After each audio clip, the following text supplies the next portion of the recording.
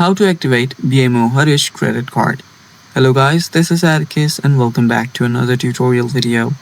Have you just received your BMO Harris card? If yes, and if you want to activate your credit card, this is what you do. So let's begin.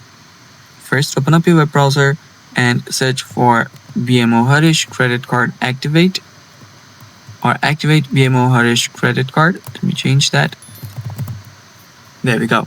After you're here, you'll see activate my BMO credit card website right here. Tap on that link and it should take you to this page right here. As it says, let's activate your new credit card.